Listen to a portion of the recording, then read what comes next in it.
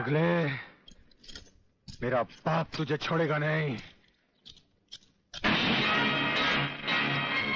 आखिर तुमने वही किया जो हम नहीं चाहते थे। आज तक एक बात मेरी समझ में नहीं आई, आखिर आप चाहते क्या है? क्या आप ये चाहते हैं कि एक के बाद एक की मौत होती रहे और हम चुपचाप देखते रहें? पहले डॉक्टर गुप्ता की मौत हो गई, फिर अली मारा गया, आज इस प्रलयनाथ के पिल्ले ने मुझ पर गोली चलाई। ये देखिए, अगर मैंने बुलेट प्रूफ जैकेट नहीं पहनी होती तो मरने वालों की लिस्ट में मेरा भी नाम जुड़ जाता। लेकिन इसने तुम पर गोली क्यों चलाई? क्योंकि मैंने इसे मजबूर किया था। इसके खिलाफ सारे सबूत मैंने पहले ही इकट्ठा कर लिए थे। सवाल था उंगलियों के निशान का, जो इस रिवॉल्वर पर मौजूद हैं।